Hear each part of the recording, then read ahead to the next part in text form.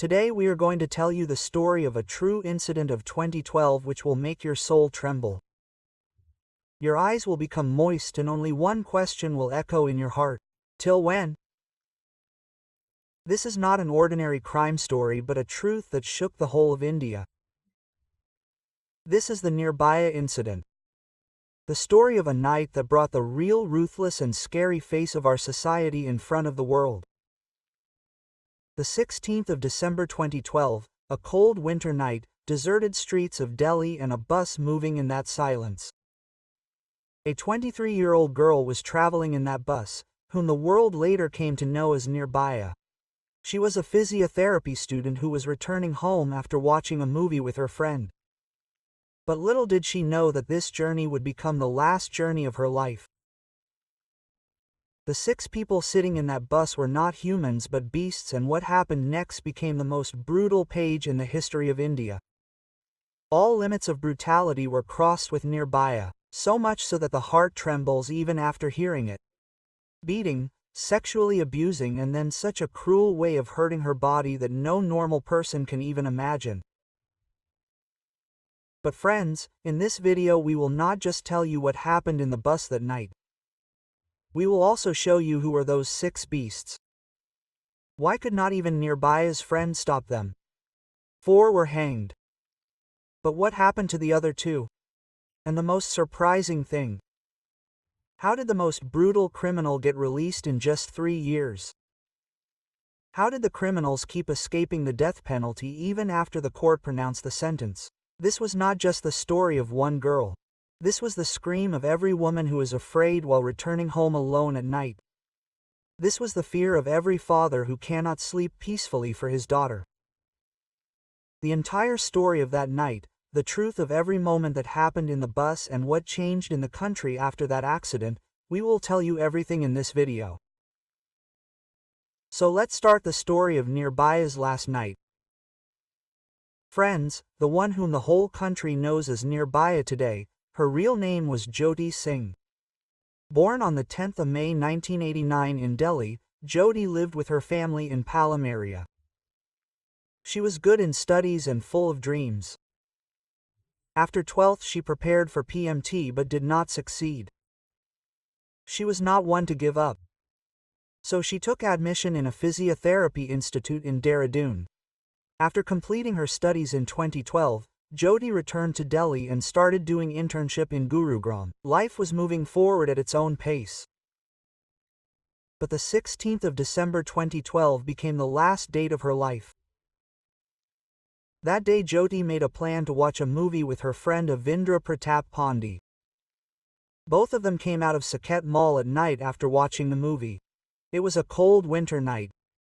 There was silence on the roads and they were standing at the bus stop to return home. It was difficult to get government buses at night. Then a white-colored private bus stops in front of them. There were already 5 to 6 people present in the bus.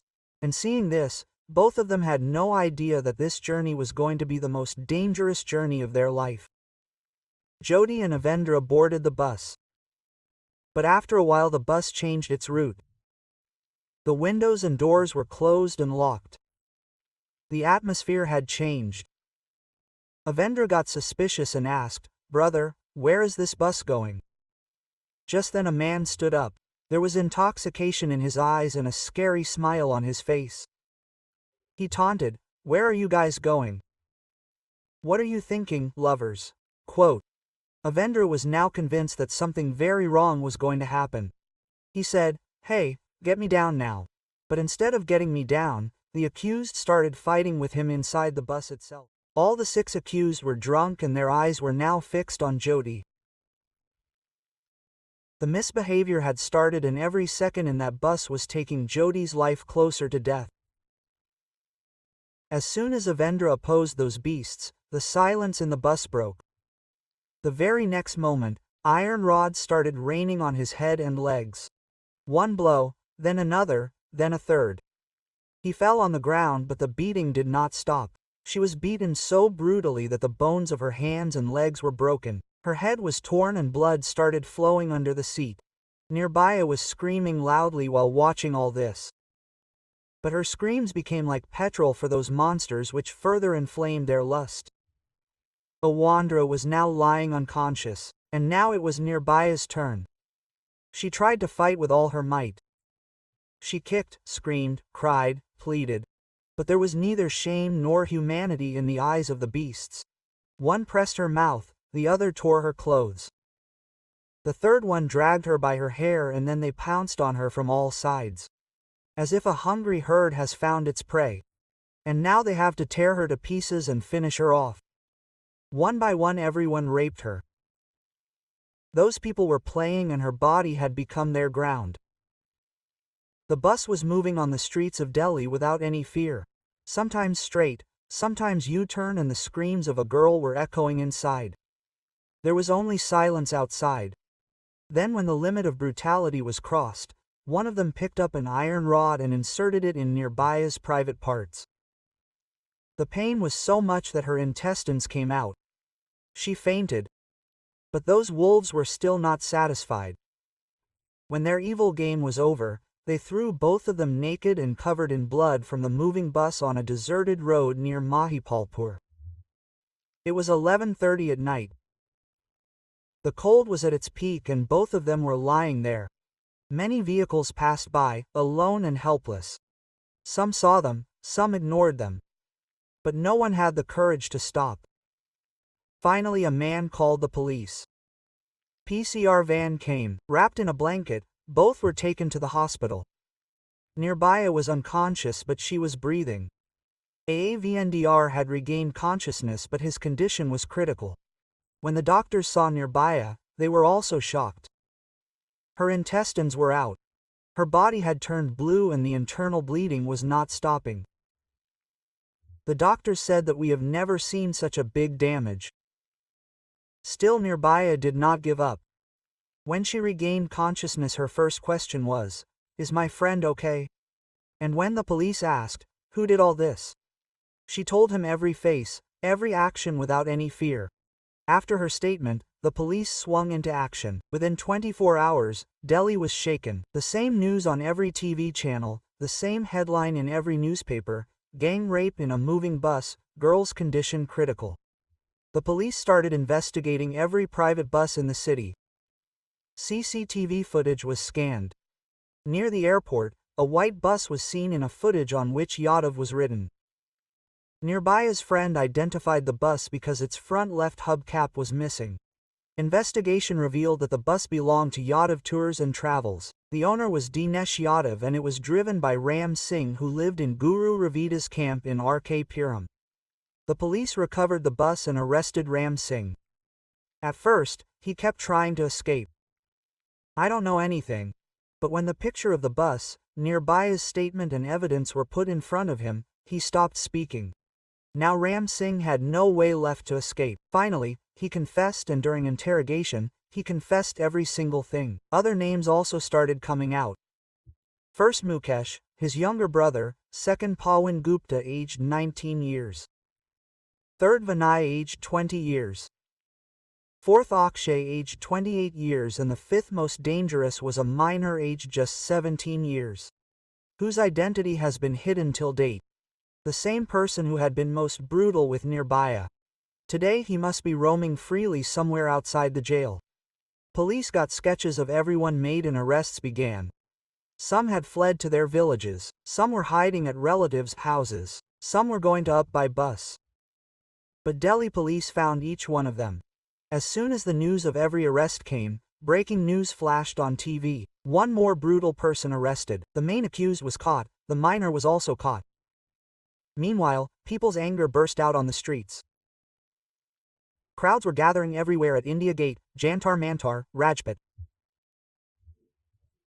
Youths, women, college students, everyone was standing with posters in their hands. "We want justice. Hang the culprits. If you remain silent today, tomorrow it will be your daughter's turn." The whole country is speaking in one voice. There were debates on TV channels.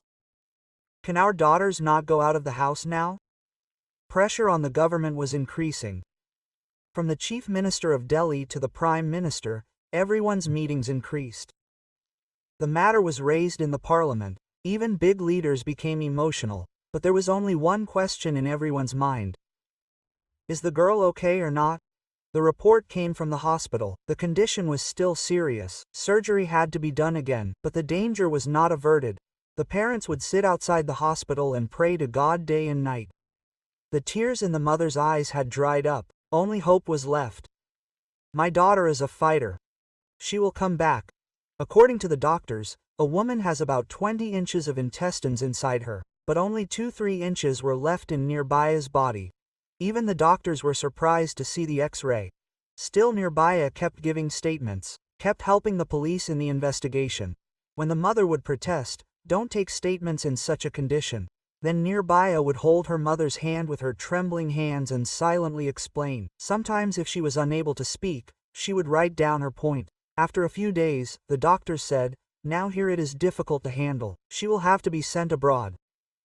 The government immediately arranged for an air ambulance. She was sent to Mount Elizabeth Hospital in Singapore, where intestinal specialists were present. She was lying quietly in the flight. Many machines were connected to her body. Everyone hoped that maybe a miracle would happen there. But the news that came from Singapore 2 days later shook the whole country. Even the breaking news anchors on TV were silent. The streets were deserted. Every eye was moist. The girl who was fighting for justice while being alive now had left this world. Her name was not told to anyone, but the country gave her a name, Nirbhaya. She who stood against fear till her last breath. Her death was not just the death of a girl. It was the beginning of a movement. Now people were not just angry. Now they wanted change. Now the question was not just when would the rapist be hanged. The question was that this should never happen again. Nirbhaya is no more. But the storm that arose after that was not stopping. There was pressure on the government. The police were pressed for time. The public wanted an account of every moment. 2 days after her death, Delhi police gave a statement that our charge sheet is ready. Charge sheet of 3,000 pages, testimony of every witness, medical report, forensic evidence, call details, GPS location of the bus, CCTV footage, and most importantly the last statement of Nirbhaya herself. It was clearly written in the charge sheet that Ram Singh, the driver of the bus, was the mastermind of the entire planning. He used to run the bus in the name of school service. But at night, he used to drink alcohol in it and look for prey with his friends. That night they decided to catch a boy or a girl and teach them a lesson. First they killed the boy, then raped Nirbhaya. Then they threw both of them away, along with Ram Singh, his brother Mukesh, Pawan, Vinay, Akshay, and a minor, all committed brutality in turn. After reading the charge sheet, even the judge's eyes became moist. The case was sent to the fast-track court, meaning there will be a hearing every day. On the day of the first hearing, there was a crowd of thousands outside the court. But the hearing went ahead. People's blood boiled. Still, the court had to go by the evidence and process. Every day there would be new revelations. Forensic report, DNA report, medical testimony, clear evidence they were the culprits. After listening to Avendra's statement, even the judge got into a dilemma. Even the death sentence is less for them. The case was going on. 80 witnesses were ready. Then on the 11th of March 2013, the accused Ram Singh committed suicide in Tihar jail. But this was a comforting news for Nirbhaya's family and the country. At least one beast was less. Now 4 accused were left: Mukesh, Vinay, Pawan, and Akshay. The main accused Ram Singh was dead, but the fight for justice was still on. Friends, one of the accused in this entire case was also a minor. According to the law, no kind of harsh punishment could be given to a minor. He could only be sent to a juvenile home. The police also did the same. But this was the same boy about whom it was said that he did the most brutality, who made the most cruel attacks, and that too only because he was 4 months younger in age. Should he have been saved? Nirbhaya's family and the whole country were furious with this. There was a lot of uproar. There was a continuous debate in the media. If he was the biggest beast, then why should he be released just because he was 4 months younger than him? Under public pressure, the government had to change the Juvenile Justice Act. There was a debate in the parliament, the bill was passed, and it was decided that if minors above 16 years of age commit a major crime, they will also be punished like adults. But by then it was too late. That boy stayed in the reform home for only 3 years and then came out. His identity is hidden till date. He was from a very poor family, and it is said that he did not want to leave the reform home because he got a roof and enough food there.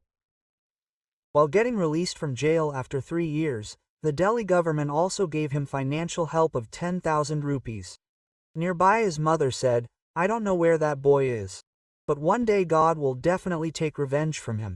The remaining 4 accused, Mukesh, Pawan, Vinay and Akshay, were held guilty by the court after every testimony and every evidence.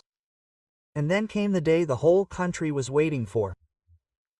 The judge said, "This case, this is the rarest of the rare. This crime has been committed not just against a girl but against the entire society. The court has decided that all the culprits should be hanged." There was silence in the court for a moment. Then suddenly there was applause. Nirbhaya's mother had tears in her eyes, but for the first time there was peace on her face. Today my daughter's soul must have found peace. The decision had come. But the story was not over. As soon as the date of hanging was fixed, the lawyers of the accused jumped into the fray. The first move was to appeal in the High Court. Arguments were made. The hearing was not done properly. There was a media trial. The decision came under pressure. The debate went on for 2 months. Witnesses were called again. Medical reports were seen again. But the decision remained the same. Hanging was upheld. Next stop, Supreme Court. Same arguments, same efforts. But here too there was defeat. Then the longest game of mercy petition started. First, one accused filed a mercy petition to the president. "Leave me, I am innocent." The president rejected it. Then another filed it. Then the third, and then the fourth. With every petition the date of hanging kept getting postponed. The petition is pending. There was never an answer. Nirbhaya's mother, every time, would say in front of the media, "Every day is torture for us. Justice has been done, but why is the punishment not being given?" Once everything was ready in Tihar jail, the hanging was to take place at 5 o'clock in the morning. The rope was checked, Jalad was ready, but at 2 o'clock in the night the news came. Another petition has been filed. The hanging was postponed again. Anger erupted in the whole country. People started shouting in TV debates. The slow pace of the law is the biggest joke of this country. Finally, the Supreme Court understood that this law is being misused. It was decided that all 4 accused would be hanged together. The date was fixed. The 20th of March 2020. There was a stir in Tihar jail but silence on the walls. Pawan Jalad was called from Uttar Pradesh. All 4 convicts lay in corners throughout the night. No one slept. Kept screaming, "Forgive us." A big mistake was committed. But their crime was not forgivable. At 5 o'clock in the morning, all 4 were brought in black clothes. They were asked for the last time, "Do you want to say something?" All 3 remained silent. One said, "We want a second chance." But now the chance was over. The command was given. Pawan the executioner pulled the lever and all 4 were hanged in a few seconds. Outside the jail, Nirbhaya's mother said with tears, "Today my daughter got justice." The media announced. All 4 culprits were hanged. The whole country rejoiced. There was only one line on WhatsApp, Facebook, Twitter.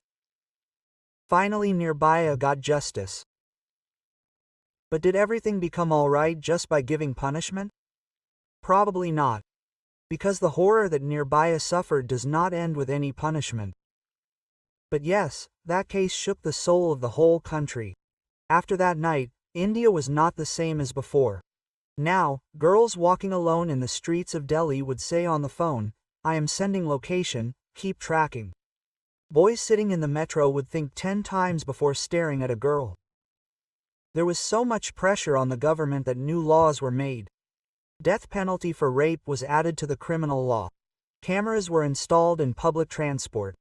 Girls started being taught self-defense in schools. But still one question kept floating in the air. Are girls really safe now? The culprits in this case knew that they would be hanged.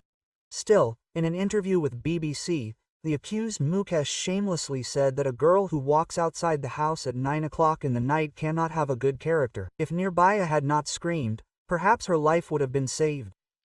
That is, they did not regret their crime at all. They were really monsters. Every time a new case came up, people would ask, did we learn anything from the Nirbhaya case? But the truth is that a lot changed after this incident.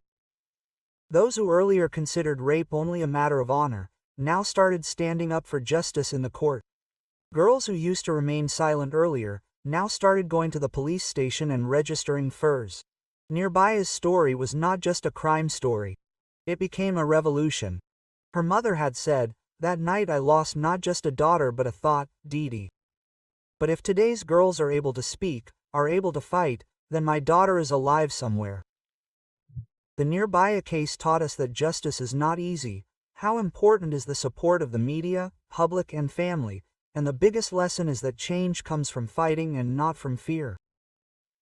This incident also exposed the weaknesses of our law and order. Even though this case became a lesson, did such incidents stop after this?